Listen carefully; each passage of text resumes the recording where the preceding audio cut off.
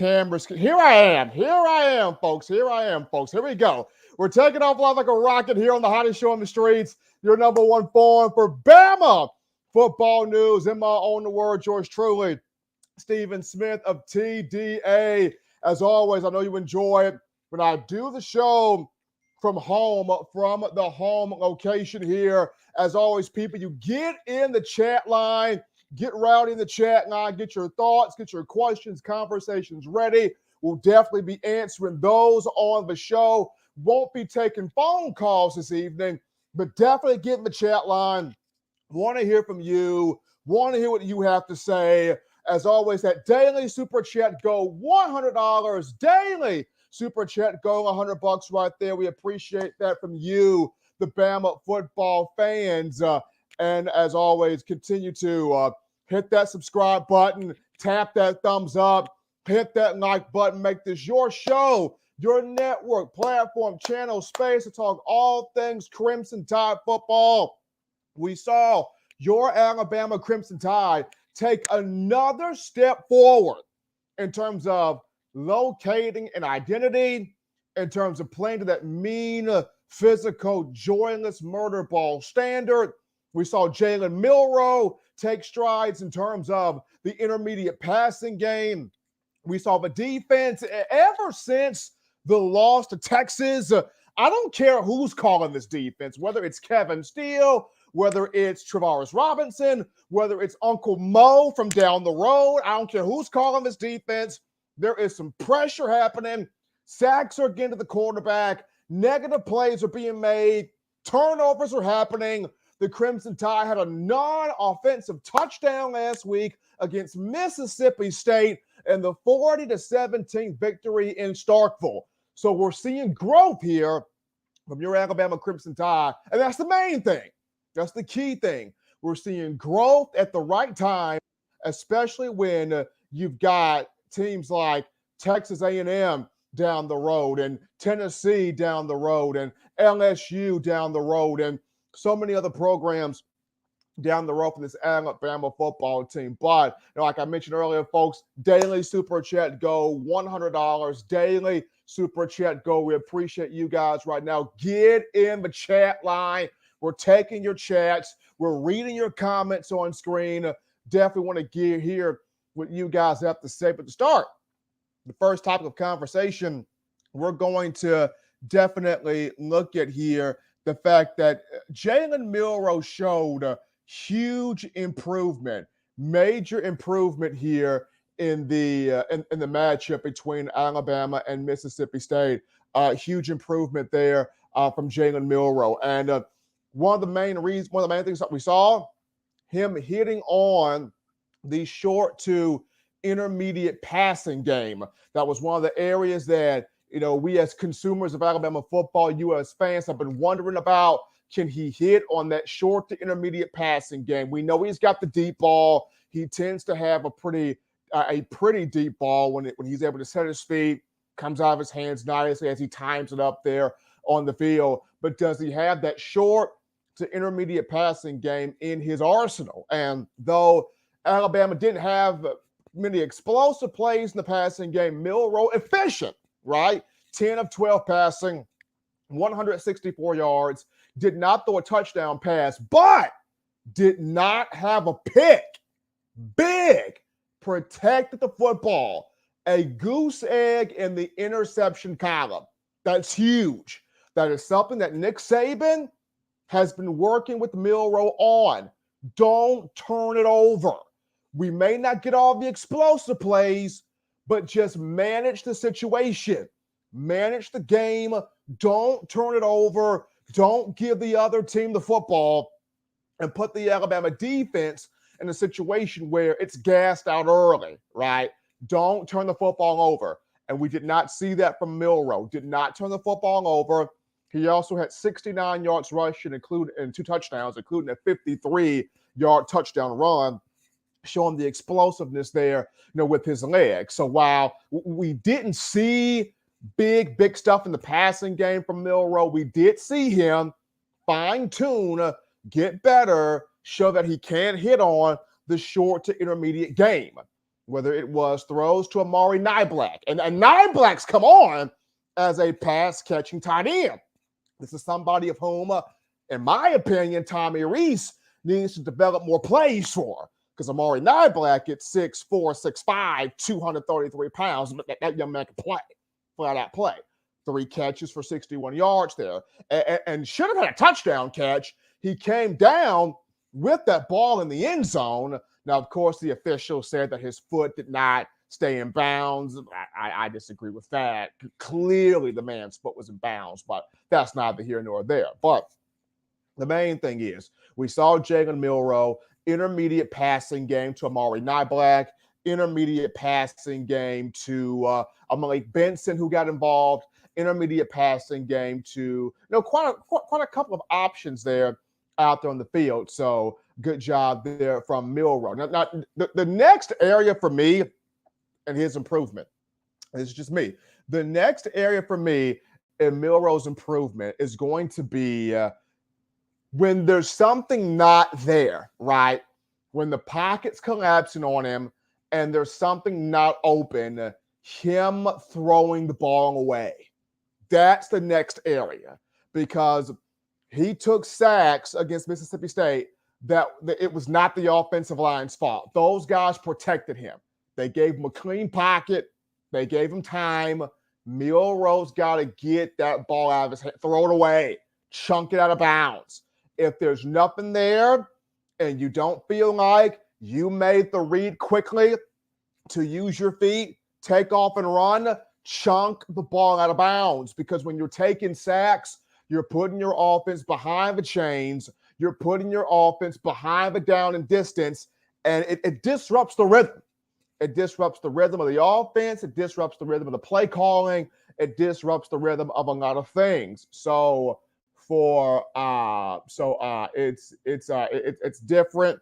It's definitely different. But I mean, for me, the one thing in terms of Milroe is just when there's nothing there, when there's nothing available, got to be able to get that ball away, to get that ball out, and play the next play, play the next possession, not having those sacks there. But all in all, in terms of him, we did see improvement. We did see the intermediate passing game. We did see the short routes. We did see him fine-tune those things. We saw the athleticism, which we know he has, the 69 yards rushing and the 2 touchdowns. And then the big thing, did not throw a pick, did not have a costly turnover, did not make the costly mistake. We saw that as well from him. So good stuff there from Jalen Milroe. And he'll continue to grow in confidence. He'll get better as he continues to play. He'll get better as he continues to have time on the job. Coach Saban expressed this in the post-game press conference after the win over Mississippi State. He said, hey, the more this young man plays, the more experience he gets, the more confident he's going to be, and the better he's going to be. And the better Jalen Milroe gets, the more effective Alabama's chances are to win a Southeastern Conference championship, get to the college football playoff, and most importantly, be right there in terms of competing for a national championship. But that's going to do it here for the first topic. So we're going to go into our chat segment right here. Definitely go to the chat segment right here. And so in the chat segment right here, well, before we go to the chat segment right here, we're going to actually have a word from our sponsors. Today's show is going to be brought to you by Caldera Lab here. So here's Caldera Lab. So Caldera Lab, they do great stuff there. So here's Caldera Lab.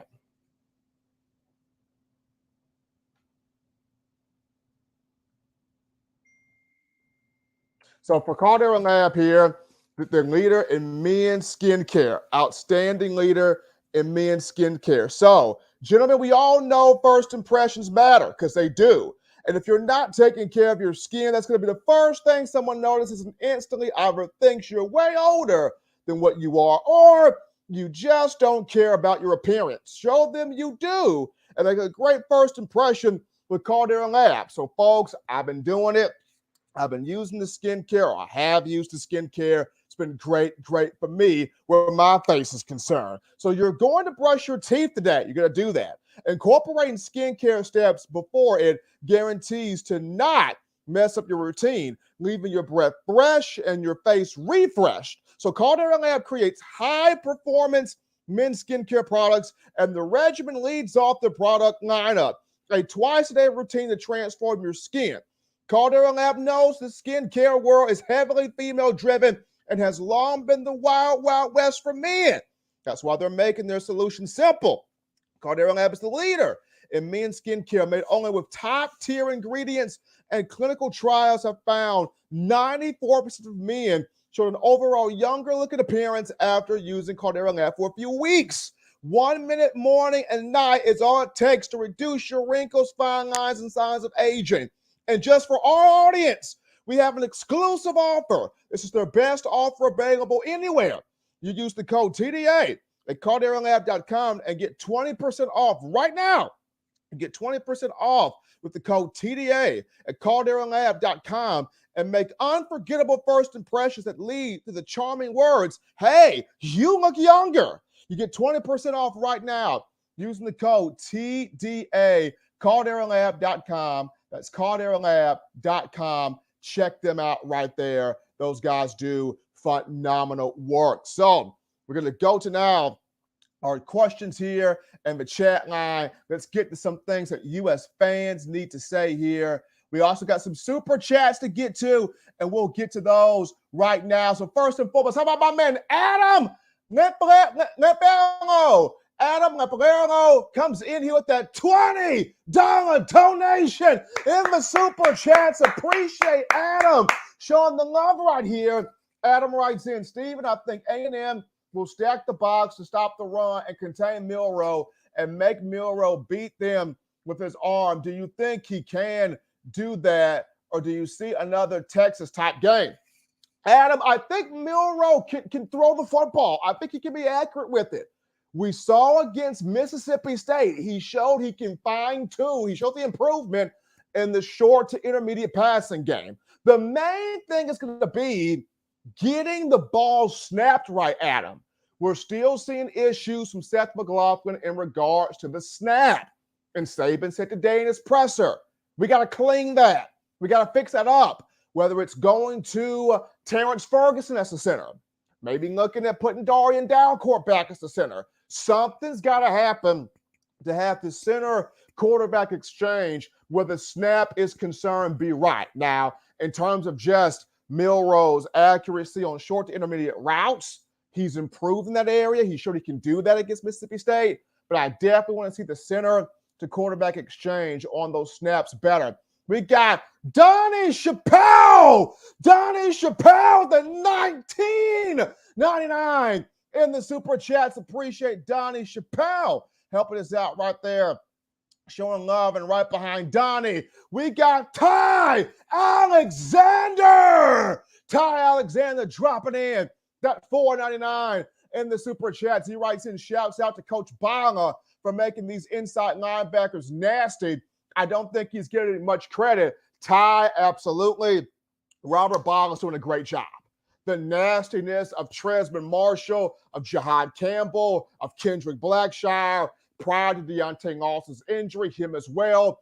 And some news here, Jeremiah Alexander, the young former five-star from Thompson High School, who started off as an outside linebacker, he's actually beginning work at inside linebacker now, due to the injury of Lawson. So Coach Saban doing some cross-training here with Jeremiah Alexander, having him work with the inside linebacker group. But we're definitely going to get to some of your comments right here on the show. Here we go.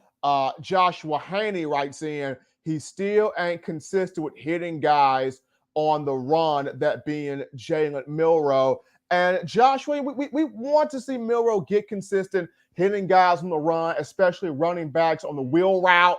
Absolutely.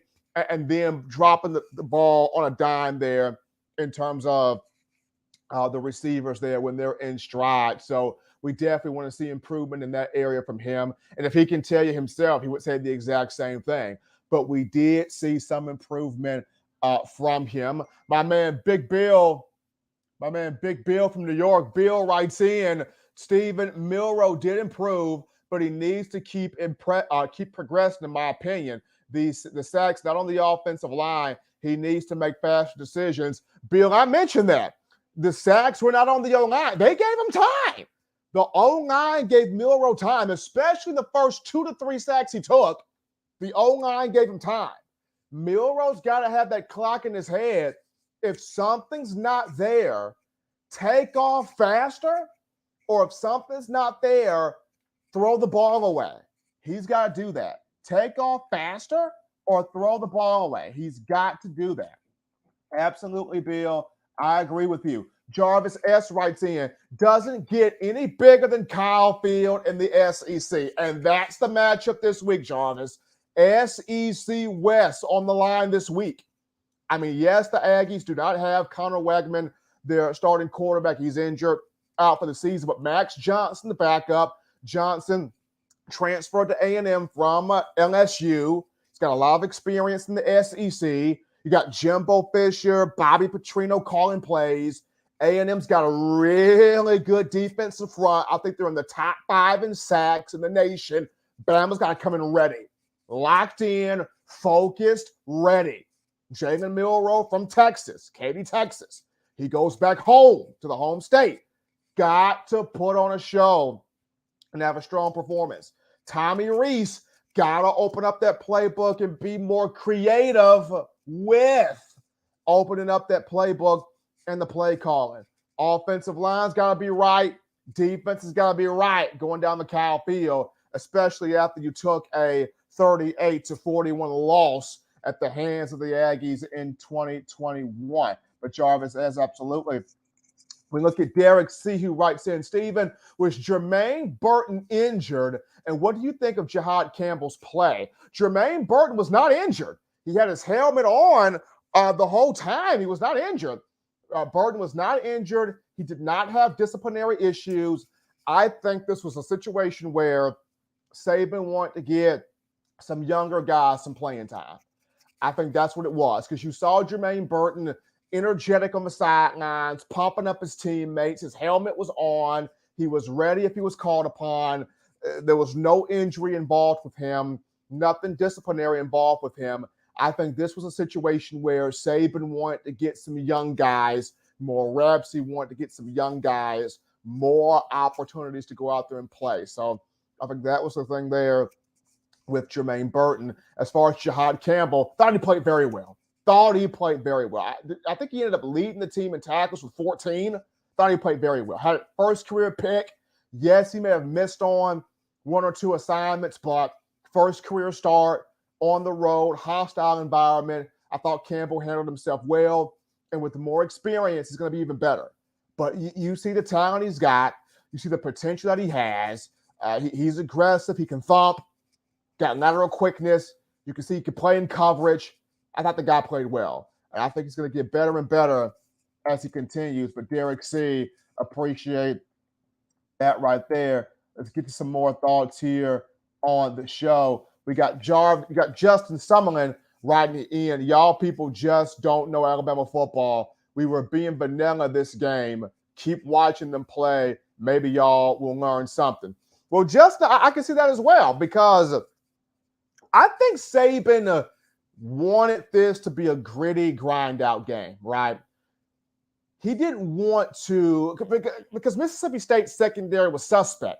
So he didn't want to just go out there and throw on State secondary and Alabama gets a false sense of confidence going into A&M. Like, he didn't want Bama to have a false sense of confidence going into the Texas A&M matchup. I think he wanted this to be a tough, gritty, grimy type of football game to where it prepares Alabama for what it could face down the road when you look at LSU coming up, Arkansas coming up, Auburn coming up, Kentucky coming up, Georgia, provided if it faces Georgia in the SEC championship game. So I think this is the type of matchup the Tide wanted, a gritty, sort of grinded out football game. But I appreciate Justin Summerlin. Don Parker writes in, Bama's O-line will have a serious challenge this coming game. They will definitely need to make improvements in practice this week. A&M D-line, no joke. Don, it's no joke. A&M got a D-line. Snaps have got to be right for Alabama's offensive line, whether it's McLaughlin at center, whether it's Dalcourt back at center, whether they throw Terrence Ferguson in there, whoever's snapping the football, that's got to be right. The pass protection's got to be right. The run blocking's got to be right. And the big thing, people, no pre-snap penalties. It is going to be loud and crazy at Kyle Field with 12th man. You cannot have pre-snap penalties. Alabama can't start off 1st and 15, 1st and 20 behind the chains. Cannot do that. Cannot do that. Kevin C. writes in, Milroe is gaining confidence. I can see him ready for the challenge this week. These moments are not too big for him now. Kevin, I agree with that. When you look at the Ole Miss game, you saw growth from Milroe. Hung in that pocket, took some shots, delivered the football, gave his guys a chance to make a play. Against Mississippi State, you saw growth in the sense of the short to intermediate passing game, hitting guys in the short to intermediate passing route. So he's taking steps. What's the next step for Milroe now? If nothing's not there, make a decision quicker. Make a decision faster. Whether that's pull the ball down, take off and run, or throw the ball away, now it becomes make your decision faster.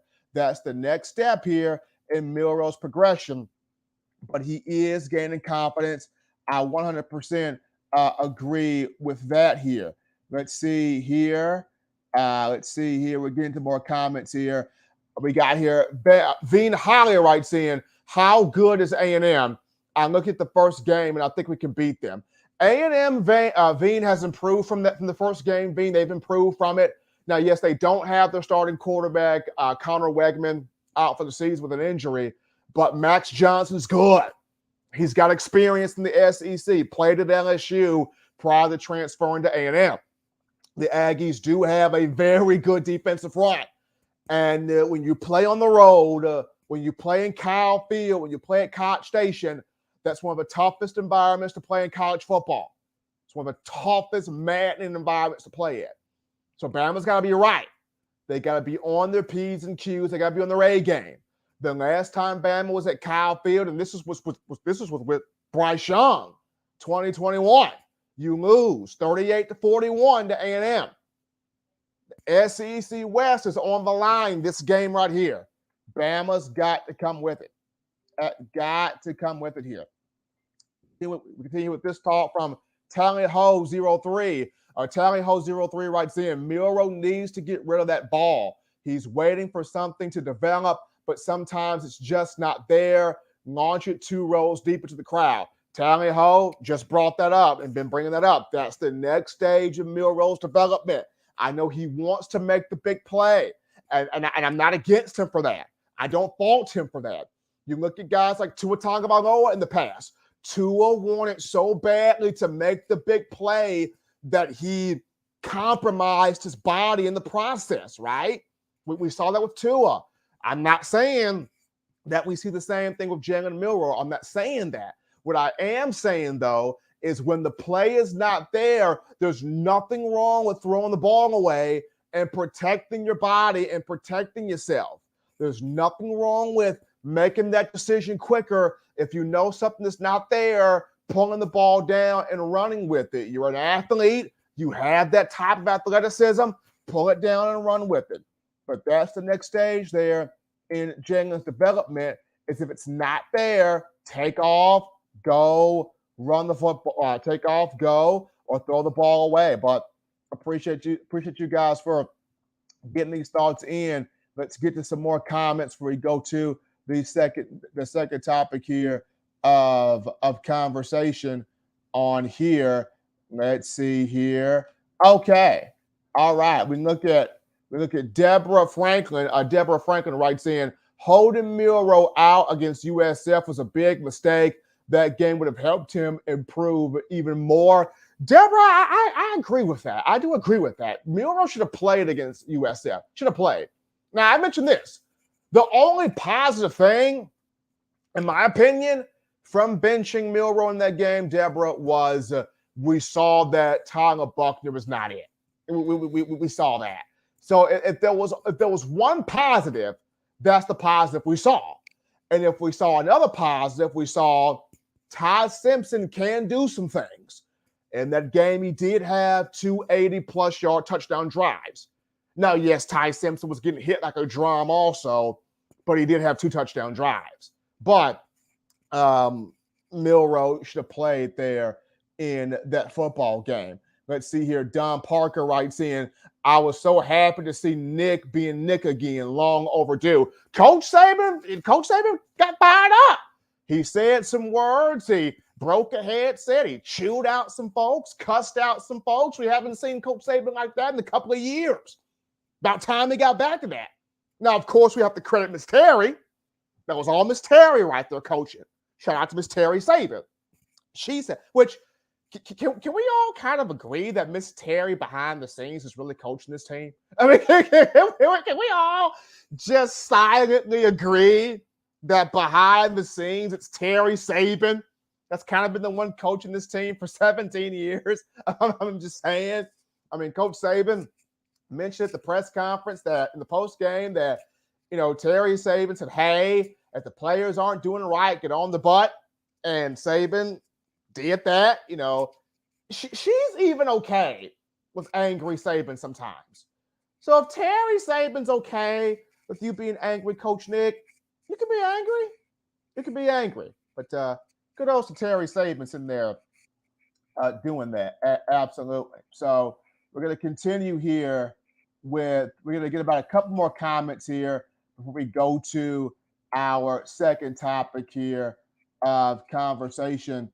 We're going to go here to, this is Elijah Petaway. Elijah from Jersey writing in, the key to getting the snaps right is put Seth on the bench until he gets it right. It's too late in the season for this to be happening. Elijah, and I'm looking at you. You can go Terrence Ferguson here. You can go Darian Dalcourt here. I really don't care which one you go with. But you can go either one of those right now because there's a serious issue with Seth McLaughlin and these snaps here are concerned. Absolutely. We're going to get to one more comment here, guys, before we go to the next topic here. And we'll go to Joey Williams, VO. Joey Williams, VO reads, Tommy Rees needs to be on the sideline coaching up his offense and not in the booth. Joey, I agree with that. Tommy Rees needs to be on the field. I understand Tommy may not want to get chewed out by Coach Saban, but Tommy just get chewed out. You need to be on the field. You need to be on the field to be at eye level with Jalen Milroe and the things that he's seeing and really be able to correct what's happening on the fly with you being on the field. Absolutely. Absolutely. Tommy Rees needs to be there on the field. But appreciate you guys getting your thoughts in so far. Continue to get your thoughts in on the show as we go to topic number 2 here of the conversation here on the show. And we looked at for topic 2, going to be on the, let's see here, topic 2 of the conversation. Going to be on the other things that stood out. There were a lot of things that stood out here in this matchup against Mississippi State, especially on offense. See here, folks. Sorry about this right here. Trying to get to this. Trying to get to this next slide here. Thought I had it, but looks like I do not have it. You know what? It's okay. But getting to the second topic here, or the second thought here of the conversation, and that's on the other things that stood out in the matchup against Mississippi State. One of the things that stood out in this matchup is the job that Jace McClellan and Rodell Williams have done, in the run game. I know you had 129 yards from Rodell Williams against South Florida, and then you had over 100 yards, 105 from McClellan there against Ole Miss, but both guys ran the ball well against State. Was happy to see what Rodell was able to do there. He had about 45 yards rushing. Jace had 63 with a touchdown. And Justice Haynes, how about him? 4 carries for 22 yards. Had one run where he broke a tackle, held his balance, picked up extra yards. Want to see a bit more of Justice Haynes. I don't know when that's going to come, though. I know Saban said the young guys are at a point now where they're ready to contribute. I get that. I understand that. But it's like, when do they come out more? When do we see more of Justice Haynes running the football? Because he had some power runs out there. And it's good to see him breaking tackles, getting to the second level, staying on his feet, showcasing that the SEC is not too big for him.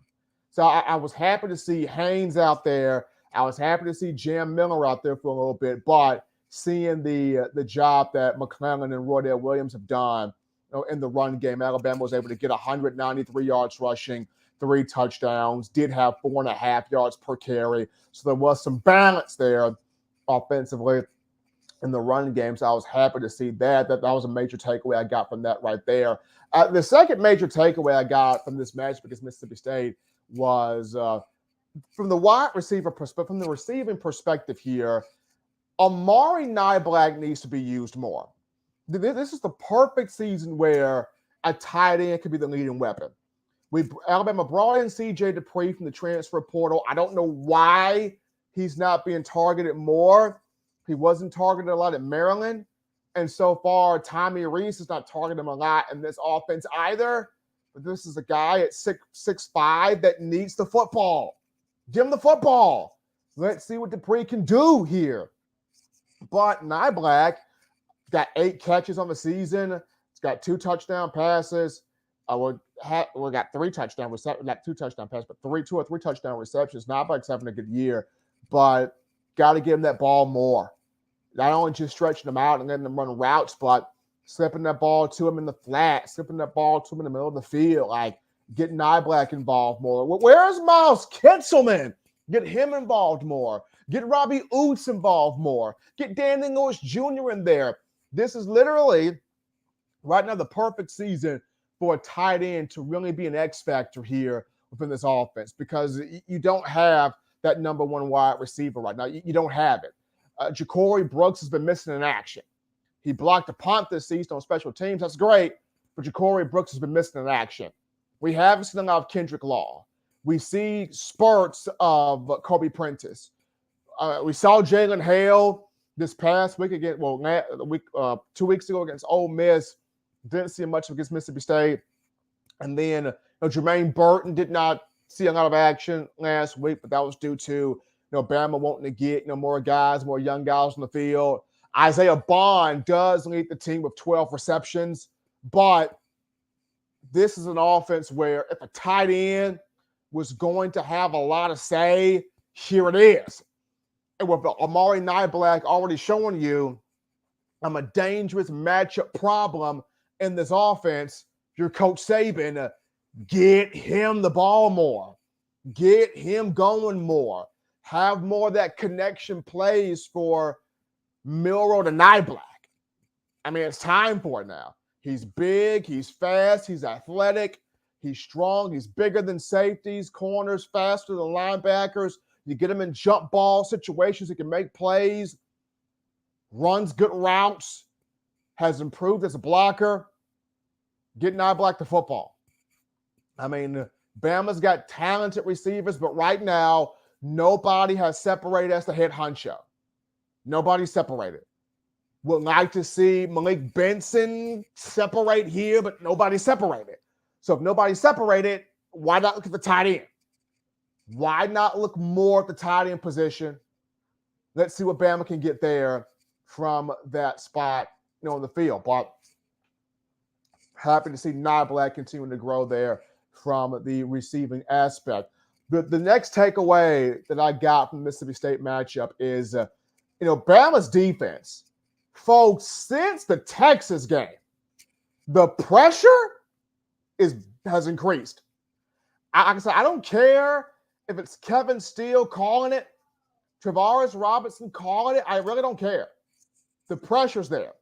Now, I know you guys are going to say, but Steven against Mississippi State, Bama did not stop the run good enough.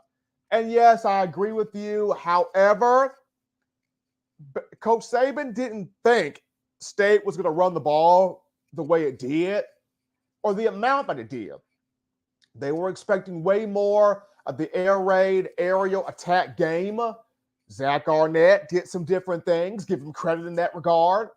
But for the most part, you look at this Alabama defense. Ever since the Texas game, think about this. Since the Texas game, we're talking 13 sacks, 13 to 14 sacks. It's the Texas game. We're talking South Florida, Ole Miss, Mississippi State. We're talking 13 to 14 sacks. It's the Texas game. We're talking 28 tackles for loss here, people. We're talking 13 to 14 pass breakups, or the 13 to 14 quarterback hurries, excuse me. We're also talking 14 turnovers, including 8 turnover on downs. 14 turnovers since the Texas game. Think about the pressure Bama's been getting to the quarterback. Dallas Turner leads his team 5.5 sacks, 7.5 tackles for loss. Chris Braswell right behind him, 3.5 sacks. I think he's got 6.5 tackles for loss. It's crazy. It's crazy. The pressure Alabama's been getting to the quarterback from South Florida on down to this past week against Mississippi State. Kevin Steele is dialing up blitzes. Alabama's getting home. And you're starting to see now this defensive line, what we've been praying for, get pressure. You're starting to see guys like Tim Smith get pressure. You're starting to see guys like Justin Boygby get pressure. You're starting to see guys like Tim Keenan get pressure. You're starting to see guys in that defensive line affect the pocket. You're starting to see this. I don't know if Nick Saban is chewing out Freddie Roach. I don't know what's happening there, but you're starting to see this defensive line get pressure, and in return, it's opening up more for Dallas Turner. It's opening up more for Chris Braswell.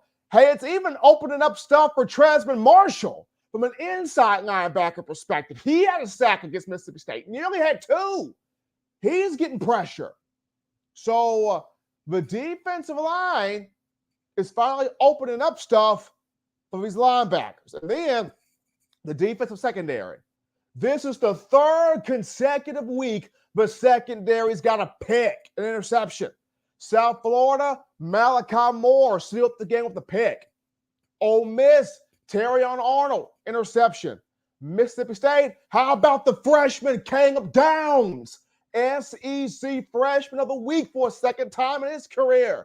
Gets a pick. This Alabama secondary, because of the pressure by the front line, is getting turnovers. Is that they're creating interceptions. And then for Chris Braswell, gets a pick 6. His first career pick 6, Alabama's first non-offensive touchdown of a season. This defense making plays. This defense forcing turnovers. This defense creating. Nick Saban talked about it. Hey, when we can get turnovers, then we can score off those turnovers. When we can get turnovers, then we can make plays. When we can get turnovers, then we're much more dangerous as a team. More importantly, as a defense. That was my 3rd big takeaway there. I think last but not least here, special teams. I know we don't give big kudos to punters, but how about a round of applause for James Burnip one time? What a season he's having. Flipping the field, pinning teams inside the 5 on his punts, on his drops, putting 50-yard punts in the air, averaging over 45 yards a punt. What improvement James Burnip has had this year. He needs to win the Ray Guy Award, seriously.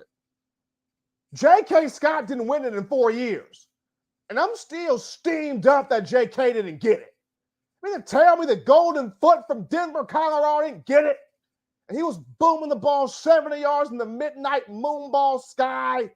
And he didn't get the Ray Guy Award in the 4 years he was here. You gotta be kidding me. James Burnip needs to get the Ray Guy Award. The job he's done.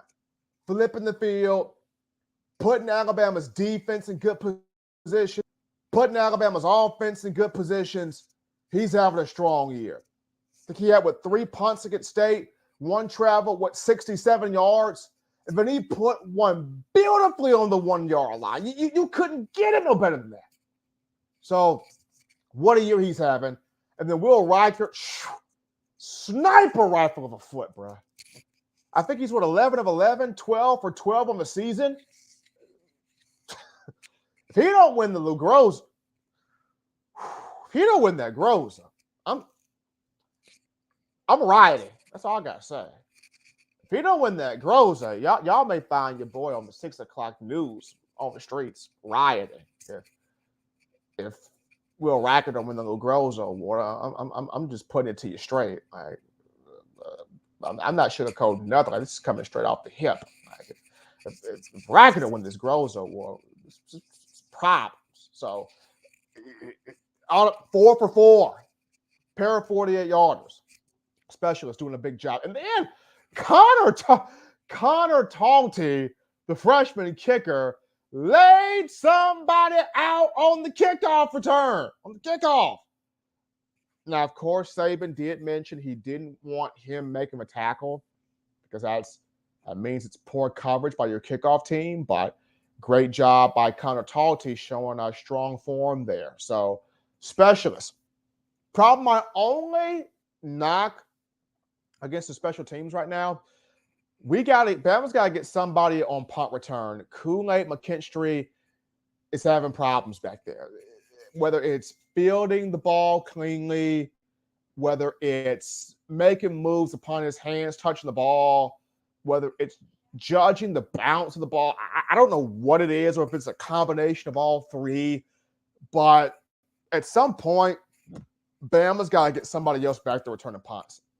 Whether it's Cole Adams or having Isaiah Bond do it, or I know this was supposed to be in Emmanuel Henderson's role, but Henderson got hurt in fall camp, and it definitely want him to be back soon because he'd be the perfect guy to return those punts. But that's probably my only gripe there with special teams is Kool-Aid not quite under getting the gist of judging the ball and fielding the ball clean. That's the number one thing. Field the ball cleanly.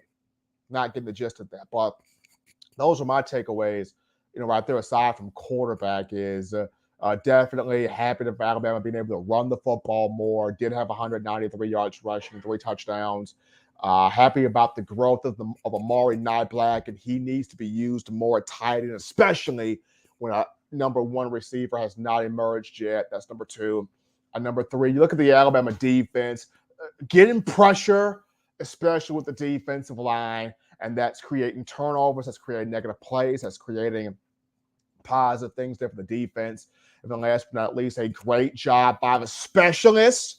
When you look at burn up Will Reichert, Connor Taunty, the freshman on that tackle, would like to see somebody else on those punt returns. But we return to the chat line. Time to get your thoughts here in the chat line. Here we go.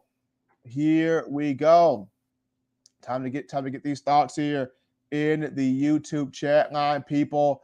Appreciate you guys. Here we go.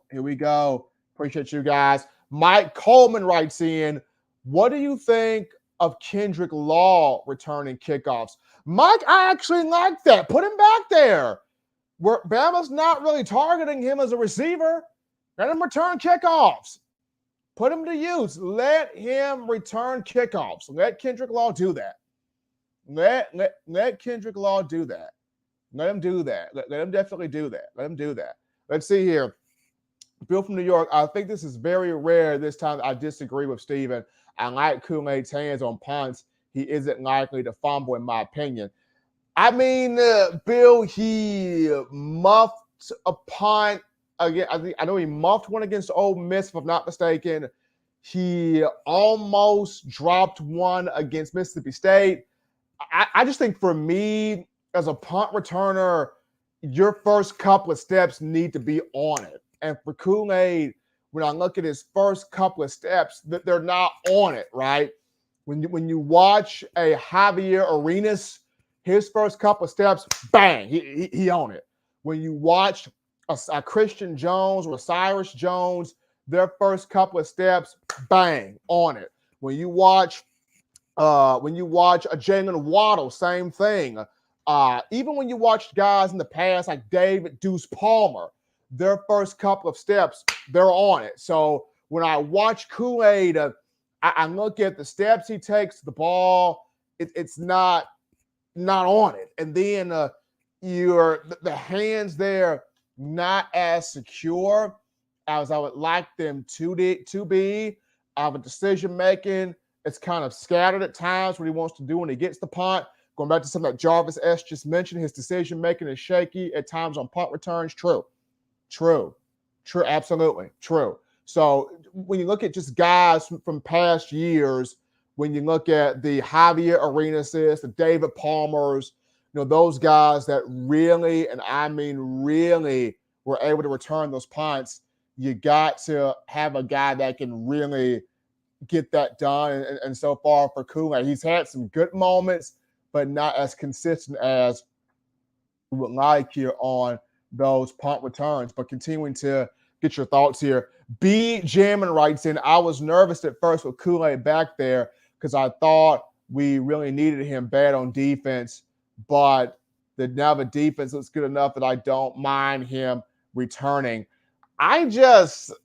With Kool-Aid, for me, it's like, I'm not saying he's terrible. He's not terrible. It's just there are times where Kool-Aid, as Jarvis S. mentioned, could be a little indecisive on do I catch it and go? Do I just catch it and feel? What am I kind of doing here? It's not easy returning punts because of so much stuff you got to do back there. But for me, I've always thought of it like this, right? I've always had the idea of your unknown players, so not necessarily known to the fans. They don't have a big name yet. Those are the guys that should be returning punts. Guys who don't have a big name yet, so they can craft their name, right? A lot of times when we've had the big names returning punts, as good as they are, you risk the injury, i.e., Eddie Jackson. And it pains me to this day just thinking about that. When we had Eddie back there returning punts, and Eddie was so good at it. I mean, Eddie had a way of looking at the ball and looking down to check the coverage and looking back up and then looking down and checking his. Eddie was a natural at it. Eddie was natural. But then Eddie got hurt. And it's like,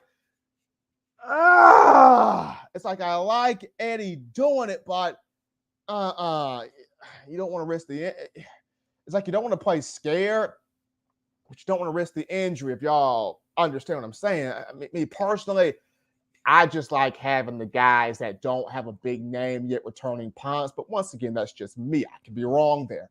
Trayvon B615 writes in, what's your opinion on the center's untimely bad snaps? A lot of that Trayvon's miscommunication between the quarterback and the center. Sometimes crowd noise can play a role in that, but I think a lot of that is just poor miscommunication. Or a lot of that is miscommunication, and a lot of that's just due to just snap the ball right. You just snap the ball right. That's Seth McLaughlin. Just snap the ball up to the quarterback's hands. Just snap it. Just snap it. I understand you want to quickly start blocking and whatnot, but just snap the football. Just snap the football and perform the job. Snap the football. Just perform the job. That's the main thing. That is the main thing right there. BGM writes in, as long as we're not muffing, I'm good with whoever. That's what I'm saying. As long as you're not muffing the punt. As long as you're not dropping the football, I'm cool with whoever's back there. It's as long as you're not, dropping the football. That's my thing. That's my thing. But appreciate all of you guys getting your thoughts in, chatting in. Continue to get those thoughts here in on the show, which for me, we're going to move this actually into our final topic here of conversation, folks. And that final topic is geared toward the left tackle position for Alabama. Saban addressed that today. He also addressed that in the press conference after Mississippi State. When you look at Caden Proctor and Elijah Pritchett, both guys played against the Bulldogs, and there was some good things from both guys. But I thought Proctor did a fine job handling different stunts, different twist looks there that Mississippi State threw at him. And I also thought Pritchett handled himself well in terms of the run blocking that he was in on and the pass protection he was in on. But I think this week against A&M, I think against A&M, whoever handles the role better against this defensive front at A&M should be the starter from here on out. This is a big matchup. You got to protect Jalen Milroe. They are going to stack the box. They are going to dare Milroe to throw the football. And State is going to get pressure with A&M, is going to get pressure with 4 guys. Alabama's front has got to stand up. They got to stand up. They got to wall them off. And that's everybody up front. They got to stand up. They got to wall them off. So between Pritchett and Proctor, this is the game. Whichever one of these two can consistently do their job well and hold down the fort will go a long way in determining which one of these two starts for the rest of the season going forward. They both have talent. They both came in highly regarded. Proctor came in a 5-star. Pritchett came in a 4-star. They're both big physical bodies. But who can handle this job here? And at that same token, I also want to pose this thought. The guy that doesn't win out fully between these two, could there be a situation where that guy goes to offensive guard, left guard? Because there's been chatter about, Dalcourt, and I know U.S. fans are like, can you get somebody else in there other than Dalcourt? He's got experience, but can you get somebody else in there other than Dalcourt? Well, the guy that doesn't win fully at left tackle between Pritchett and Proctor, one of those two could slide to that left guard position, and it may be better for them. We've seen guys in years past start their career as an offensive guard for Alabama. Alex Leatherwood did it. Evan Neal did it. We've seen that before. Landon Dickerson did it before he ultimately became the center for Alabama football. So if Proctor or Pritchett, if one of these two cannot, whichever one does not get it done at the tackle position, I wouldn't be opposed to, I wouldn't be against sliding that particular player at that left guard spot and seeing what they can bring and seeing what they provide right there. But Saturday's game against Texas A&M, this is a big one. You're going on the road, Kyle Field, second straight road game, third SEC game of the season, and the winner takes a big lead in the SEC West. This conference is up for grabs. I mean, it's been so much parity in this conference. It's parity to the point where Georgia struggled with Auburn. I mean, Georgia only won by 7, and if it didn't have Brock Bowers, the cyborg at tight end, they possibly lose that game because Auburn had a 17-10 lead for the most part. So, but a lot of parity here in the Southeastern Conference. But this game against A&M, whoever wins this takes a big step there in the SEC West. But Bama Nation, just want to say I appreciate all of you checking out the show tonight as I'm live here remotely from home. I appreciate you guys going off in the chat line, going off in the donations there. Appreciate all of you making this your show, your spot, your network, your platform to talk all things Bama football. I will be back in studios in the Birmingham area on Wednesday, continuing conversation on your Crimson Tide. As always, folks, you check out, you download the Touchdown Alabama Magazine app from your iPhone App Store if you're rocking Team Apple, Google Play Store if you got the Android phone, to get your hands on all things Alabama football content. For our audio needs, you can check us out iTunes or Apple Podcasts, Spotify, Stitcher, Spreaker, TuneIn Radio, Overcast.fm, iHeartRadio. We got you covered right there. But as always, folks, husbands love your wives. Wives appreciate, value those husbands, children. You guys continue doing the right thing, fun thing, smart thing, good thing, legitimate thing to not be bored there, getting that schoolwork done as well. You get yourself those 3 hearty meals a day, those 3 great laughs a day. You protect yourself. You protect the loved ones around you. I'll be back Wednesday, people in studio. Appreciate you guys checking us out on this evening. Until next time, folks, you have been listening to my own words.